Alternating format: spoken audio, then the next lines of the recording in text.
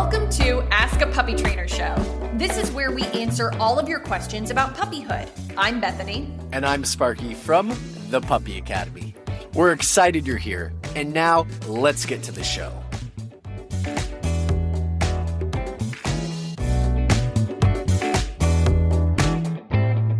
All right, guys. Hey, welcome to Ask a Puppy Trainer Show, episode 227. I'm Sparky. We usually have Bethany here with us, but she's playing hooky. She got sick again. No, she got the sniffles that everyone's getting. Everyone's sick right now, so we get it. Okay, I don't have too many questions that got sent in, so if you guys have any questions you guys want to throw in the chat, I'm always willing to answer questions in the chat. It always feels really good when I can kind of go back and forth with someone. It feels more personal. So if you guys throw something up there, I'm probably going to prioritize that more than anything else. Okay, we will start with Diana CB. 9-week-old Bernedoodle. How do I stop the biting? Redirecting the toys works for a second. Okay. So when it comes to training puppies, I think of it less as he's not biting you. He's teething. He's nipping. He's trying to figure out his boundaries, and he's also figuring out what he's allowed to chew. But sometimes it goes a little bit deeper than that. I want you to think about the base needs of your dog. We have a physical energy well, we have a mental energy well, and then we have the ability to settle when both of those have been depleted. Right now, your energy well is probably high, and your mental energy well is probably pretty high. So what does that mean for dog training? When I bring dogs out of the crate, when I work with them for 30 minutes to an hour and kind of give them like a little free time, activity time window, I put training in there. I put some walking, I put some play, I put some enrichment. So what does my day look like when I bring a dog out of the crate? I take him out for a quick potty. I know I'm answering way more than the question because it's not a simple answer. You need way more than just your question. So I take a dog out for potty first. I give them like maybe 5-10 minutes of enrichment where I let them sniff, I let them see, I let them hear. I don't let them start biting and eating and picking things up. I believe that's overstimulation and it doesn't teach good habits. And when they start that, that's when I'm like, okay, now we can come inside. When I do my training, I have to check 3 boxes. I have physical, mental, and then settle time. The mental window, that's training. I do 10-15 minutes of training. After that, I do 10-15 minutes of play. After that, I'll do anywhere between 10 minutes all the way up to 30 minutes of kind of hanging out in the playpen around me. But now let's get to the actual nipping. So I have a toy. I'm playing with my dog and we're really engaged. I'm tug, tug, tug, drop. Good. Sit, treat, break. And I give it back. But as they play, I'm noticing a lot more teeth on my hands. She's kind of redirecting away from the toy to my hands. That's her telling me that she doesn't want to play. She wants something else. She wants some mental enrichment. She wants food. She's biting your hands. She wants to eat. She wants to work. Pull out your food. Honestly, we have a pretty universal rule in our program. If your dog's out of the crate, you should have a leash on and a training pouch on your hip. Because what your bait bag, your training pouch does is it means that you always have food. So you're always able to put your dog in training mode. I pull out a little handful of food after my dog's redirected to my hands multiple times. I give him my no. I've stood up. I pause for a second. My puppy looks a little confused, a little hesitant. I pull out food. Puppy, come, good food. Easiest relationship building exercise that you can ever do with your puppy. Recall. Literally. Coming when called and name recognition. Don't add a sit. Don't add a stay. Don't add a down. Come, good food. Come, good food. Come, good food. Add the name in there in the beginning. Puppy. Come, good food. Come, good food. You get the idea. Give some mental enrichment, and you're going to see them start slowing down after a little bit, taking food a little less quickly, less motivated to get to the food. When they start tiring out, if they still have some energy and they're less interested in food, go back to your play. You've now mentally enriched them and work them to make them a bit more tired.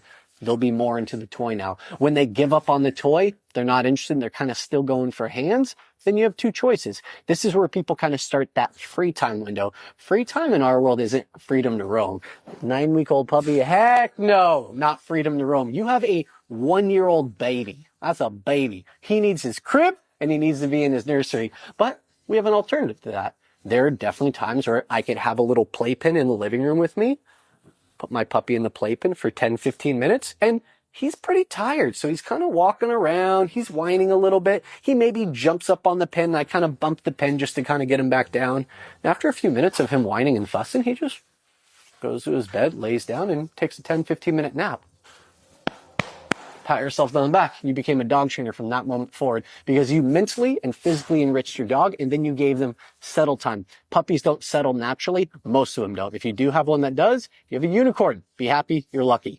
Most of them don't. You have to teach a dog who's tired how to settle. It's like teaching a kid how to go to school and be bored. We did it our whole lives. Your puppy's learning how to do it now. So all of this mental and physical enrichment is what you're looking for to get to calm or settle time. If you're getting nipped at during play, switch to training. If you're getting nipped at during training, pause, step in, bump your dog back a little bit, reinforce your boundary. There's something called spatial pressure. If the dog is constantly jumping on me and nipping at me, I'll do a little leash pressure up and away from my body. So I actually prevent them from getting all the way to me. Once they give in, I give in and relax my arm. By the way, when I do this pressure, all 4 feet should still be on the ground. Don't helicopter your dog off the ground. That's not what we're asking for. We're applying a pressure that creates a boundary that they can't pass because you're physically stronger and your arm is longer than their body is to get to you. So hopefully that helps. Cool. I could go into that so much more, but I'm going to cap it at that. We have a Follow-up? biting one. You might have already said answers, but it's My puppy, 19 weeks old, have arousal and frustration biting outside. Any tips? Outside. I need you to give me a little bit more information on it. Is it on the walks? Is it when he sees a dog? Is it during training? Is it on a long leash? Is it off leash? Give me more info. I'd love to answer your question. And there's another question for a year-old, 2 months, if you want to. Ooh, I like that. Damn. Instagram's got some tiny little writing. Oh, yeah, they can look up my nose while I do it. That's his favorite. All right. When I leave him out of the crate alone, he freaks out and won't settle. Is there an earlier part to this? Must be. There it is. Hi, I'm a 1 year and 2 month old Dachshund. I'm just telling you guys now, this is a puppy program, so I can give you advice, but I'm going to gear it more to like an 8 or 9 month old puppy. He is crate trained and does great in his crate. When I leave him, I would like for him to be able to be left alone out of the crate sometimes, but give us a second. When I leave him out of the crate alone, he freaks out and won't settle. Is there a way to ease him into this? Is it bad if I always leave him in crate if he's more comfortable? I love you. You're great. You're excellent. What a wonderful friggin' question. I'm going to even answer that for a 1 year and 2 month old dog because that is a wonderful question. She's asking if she can keep her puppy, or no longer a puppy. It's an adolescent puppy. Your puppy is a puppy until about 1.5 years old, 16 months old. So she's asking if she can now go from leaving her dog in the crate where he settles, he's very comfortable, he's very relaxed, bring him out of the crate when she leaves. And when she leaves already, he's kind of freaking out and carrying on. So my opinion as a professional dog trainer is I have no issues putting a dog in the crate when I leave, especially if they do well there. Your breed especially, I always have trouble saying that breed, and Bethany makes fun of me. I guarantee she'll already make fun of me for how I've said it prior to this. When you leave that breed in the crate, you got to think about what they are. What's their primal drive? They're go-to-ground dogs. So they would actually make burrows and sleep underground if they lived in the wild. That crate is like a burrow for them. So I truly believe they're more comfortable in the crate because the crate is where they feel most naturally comfortable. Could you create something like that outside the crate? You absolutely could. I find that breed is one of the highest separation anxiety breeds that I've ever worked with in the last 18 or 19 years. And they've gotten progressively worse with separation anxiety in the last 6 or 7 years. So my opinion, I'd use the crate because he does so well in it. If you do want to create another solution, don't use a playpen, because a playpen, I've seen so many, you're going to butcher the name of the breed. Dachshunds. Ha! Got it right that time. Dachshunds. I've seen so many of them jump up and get a paw caught. I've seen them jump over and cartwheel over the other side and hurt their back. I don't use playpens for them because it's a safety risk. But when you're home, teach place command. And you're a little old for the online school. We do have a lot of different commands you could learn through it, but you could also YouTube it. You're looking for place. Place is teaching a dog to go to a designated area, designated area on command and stay there until we release them. That's a whole bunch of fancy dog trainer talk. Calm, C-A-L-M, on command. Yes, it's real. It's a real thing. Calm on command is from place. Lots of different versions. Place command, place pattern to tire a dog out. I do 15 minutes. I'm boarding a dog right now. 15 minutes of place pattern before bed. I'm getting 9 hours of sleep, guys. He was getting 7 before. 9 hours with 15 minutes of place pattern before bed. That's place, sit, good. Come, place, sit, good. Treat. And eventually when they get tired enough, they start laying down automatically. That's when I put him in the crate. That's when his night's over. So it's phenomenal to help tire out puppies and give them mental structure and focus. And more than that is I start doing duration work. Eventually, sorry, I'm going back to my question now. Bethany would have kept me on track better than myself. Now, what does place do for you? When you're getting ready to leave, you put your dog on place. You leave for 3 minutes. You walk out your door. You've already got a camera on that puppy. Like you get a camera, you have it on, and you get $20 ones on Amazon. Walk out your door, pause, walk back in, go sit on your couch. Go out for a couple minutes, come back in, sit on your couch. Build your way up. And there's going to be a day where you walk out and it's 5-6 minutes. You open your door and that puppy's there waiting for you. And it's no, out, place. That wasn't a mean voice. This is a mean voice. That was a stoic, neutral tone. No, out, place. It's a firm, stoic, neutral tone.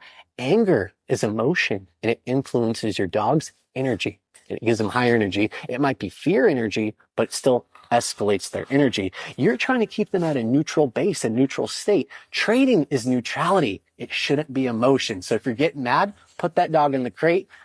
You're good. All right. Hopefully that answers it. Lots of new puppy questions coming in on Instagram and TikTok. Do we? I want to get one part of this. I want to get one part of this. So we can help. It's a 9-week-old. So, all right, guys, let me go over this one, then I'll come back to Instagram, TikTok. I'll stay later. All right. This is from Christy. I have a new puppy that is 9 weeks old. It is an English Cocker Spaniel girl.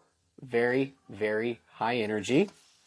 I've been on Christmas break, but I go back to work tomorrow. Ricky, can you open this for me? Thank you. I've had her almost a week. She's having a lot of accents, even though I let her out super often. I've been on Christmas break, but I go back to work tomorrow.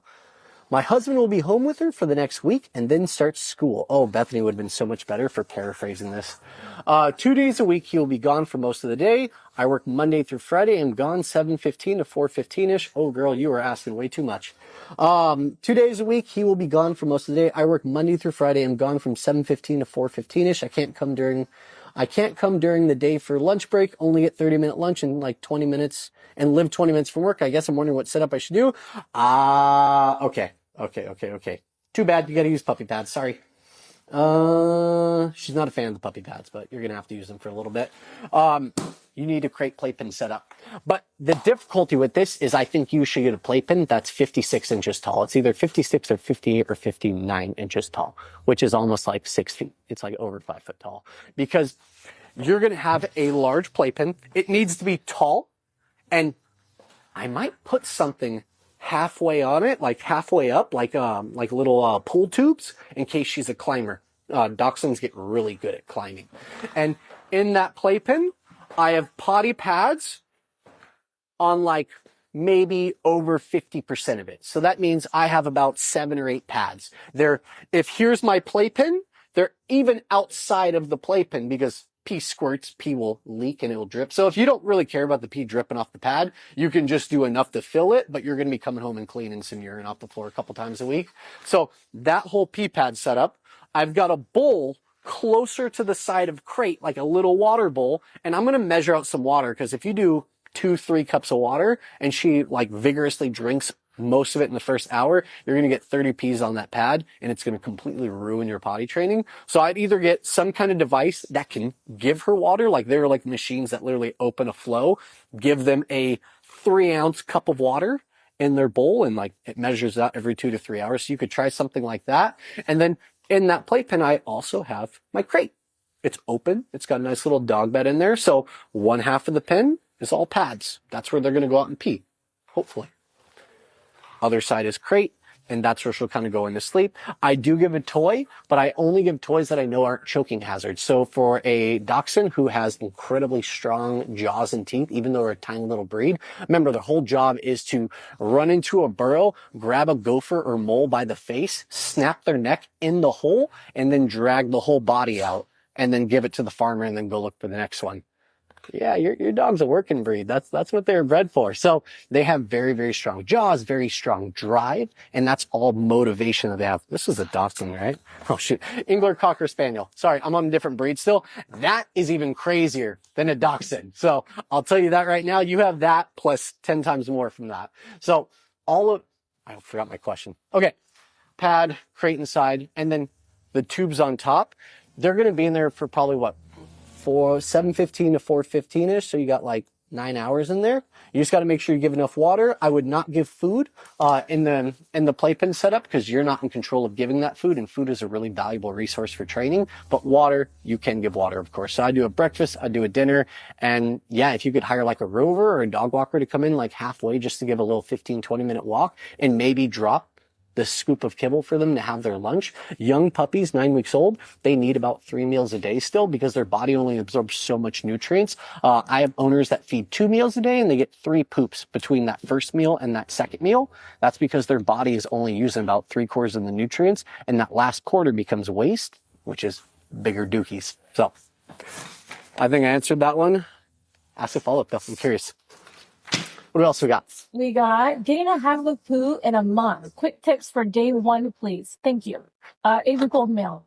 8-week-old male. Online school, guys. That's the advice. No. We do have an online school that starts from about, I'd say it starts from 8 to 10 weeks and then on.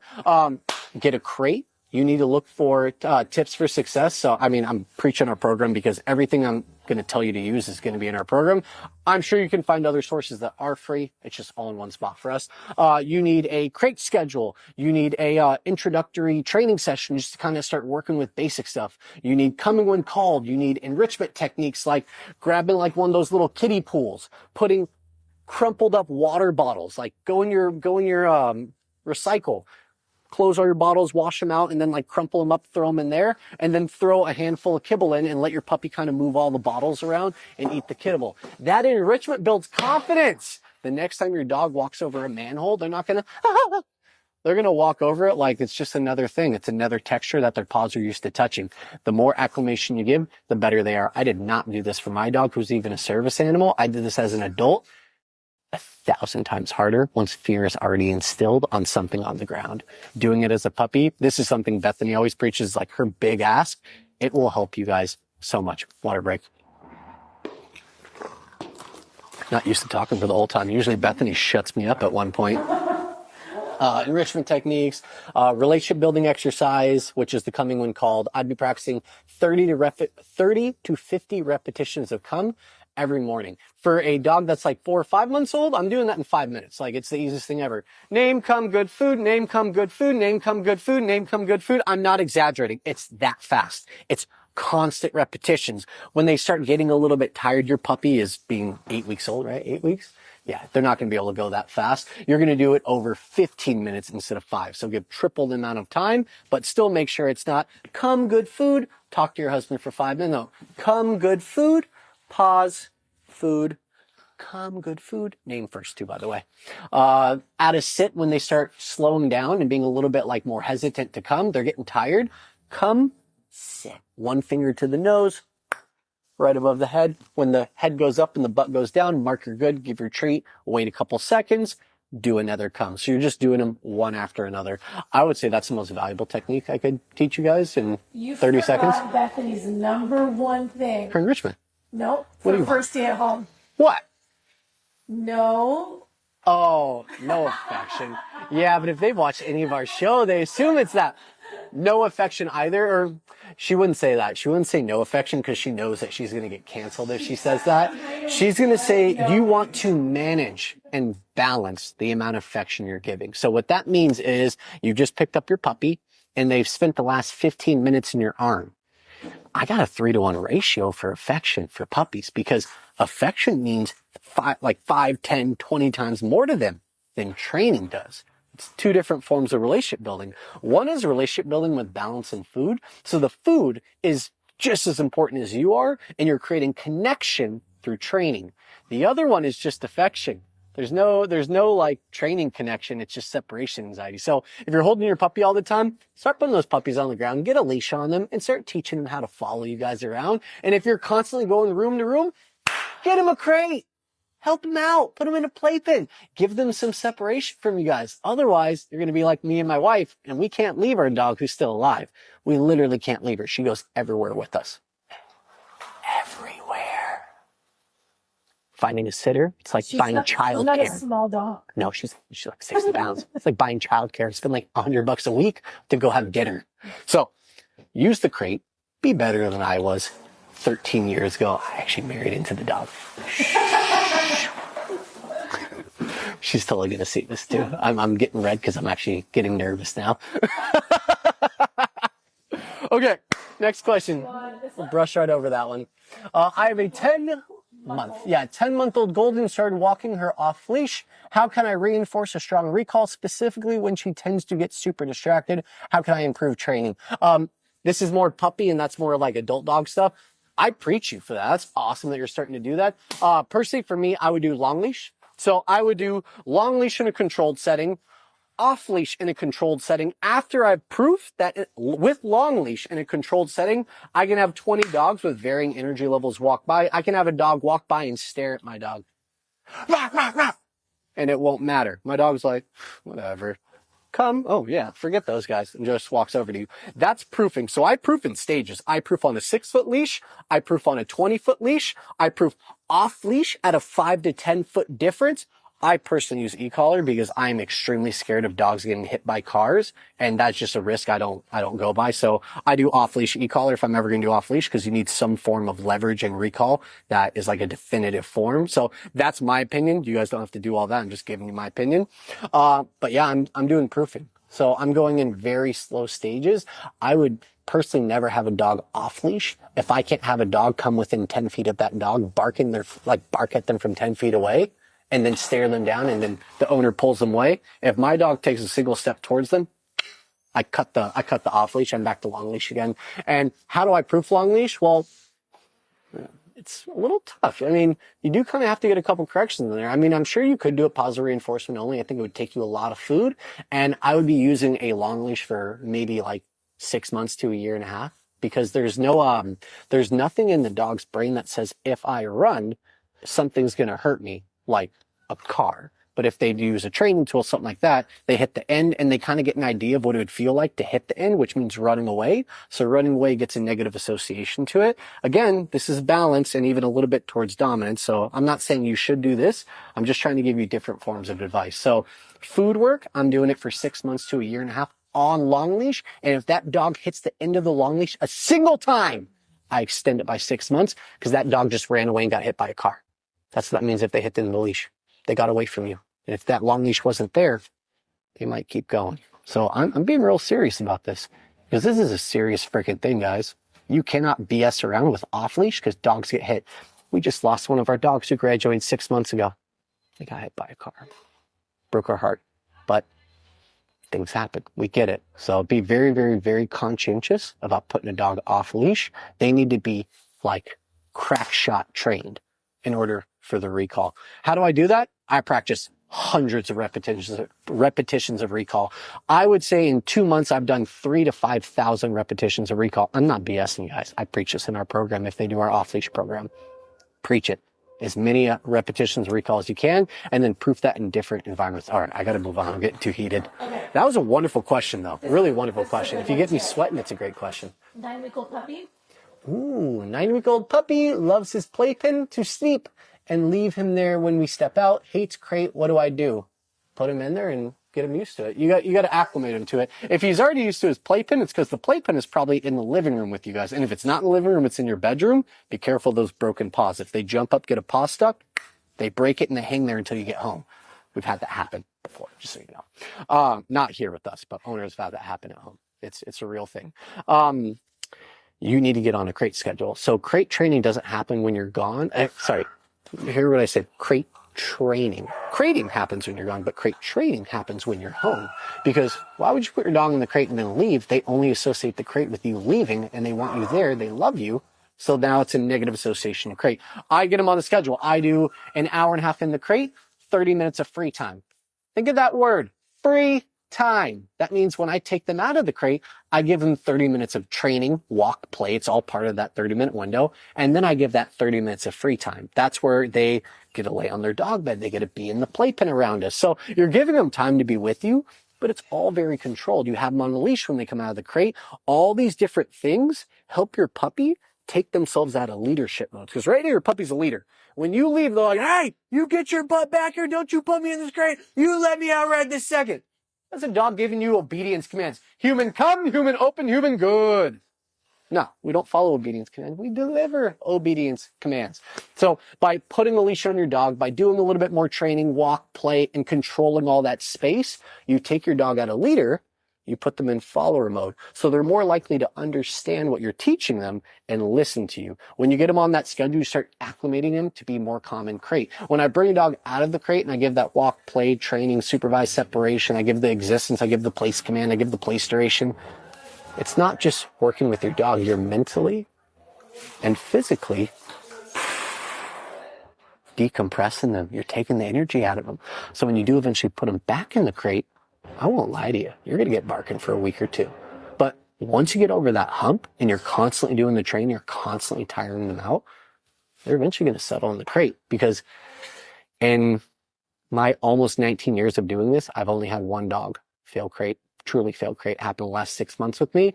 And when I found out the trauma the dog went through at their previous homes and their previous life, I understood that if your dog hasn't had serious trauma, I'm talking being left in a crate for 5 days without food and water, serious trauma, like horrible stuff, then it's just your dog doesn't like crate.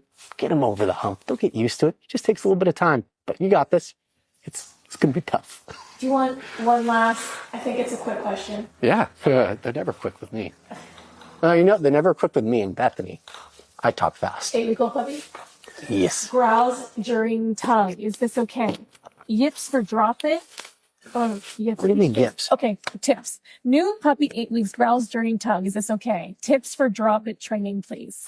Oh, okay. It's okay if they growl, but if they're growling and escalating, you have to decide your comfort level, and also you got to see what your breed is. So if I have like a Rottie, whose whole job is to grab something, hold on, and never let go until the police get there, then I expect a little bit more growling out of them. If I have a Doodle who's a high energy Doodle, I expect a little bit more growling out of them. If I have a really low energy dog who's getting really amped up and growling during play, well, I think that might be a little bit off. I might try to settle them down a little bit, maybe tug less and let them do more of the pulling.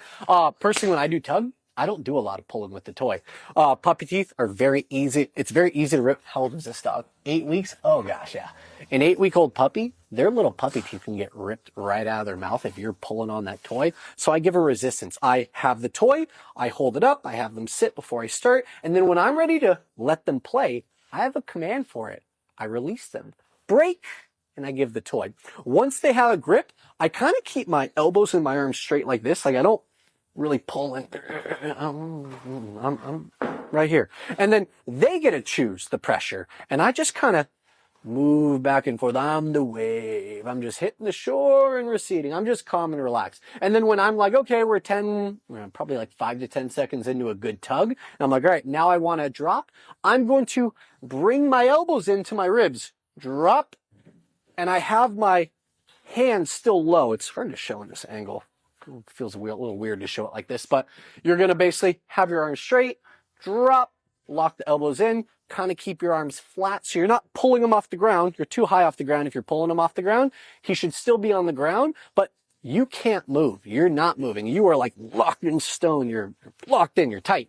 And then after a while, he's like, man, it's kind of boring. Dad used to at least create some resistance and like engage with me a little bit. Well, if he's not going to engage, I don't really want to play.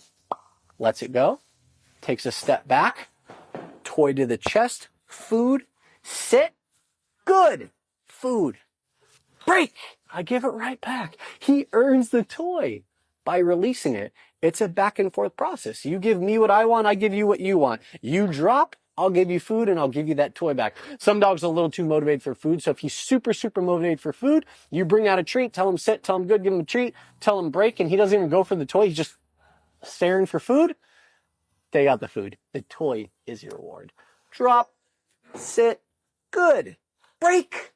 And remember, break is fun. It's engaging. It's stimulating. You're supposed to have fun and move with them. Okay, that's what I would teach. And they can get a step-by-step tutorial in. You can get a step-by-step tutorial in our online school. I already did the plug once. You did. That was in the beginning. I feel like That's true. We do have our online school, guys. So all of those new, we have like 50 new puppy questions. So we do have an online school. It's incredibly affordable. What is it, $2.99 right now? For the year. Incredibly affordable. You get a whole year's access. We've had people. Access to you. Oh yeah, and you have access. You actually get a whole hour live with us every Wednesday. We've had a pretty small class the last couple of weeks during the holidays. It's probably going to pick up soon. So we're doing one today if you guys want to join. Okay, guys. That's all we got for you. Wow, I talked for 30 minutes straight. That was so much fun. Oh, we should have Bethany stay home more often. Okay. All right, bye, guys. Thanks for tuning into Ask a Puppy Trainer Show. We hope you found some advice that you can use to help make puppyhood a little easier. Don't forget to join us live every Wednesday at 1 p.m. Pacific time on Instagram or TikTok at The Puppy Academy. This is where you can get a chance to ask your burning questions in real time. And if you want even more puppy guidance, visit our website at thepuppyacademy.com for info on joining our online puppy school. If you enjoyed today's episode, please consider subscribing to our podcast and leaving us a review. These reviews let more people find us and supports us on our mission to help as many puppy parents as possible around the globe. Thanks for listening, and we'll see you in the next episode.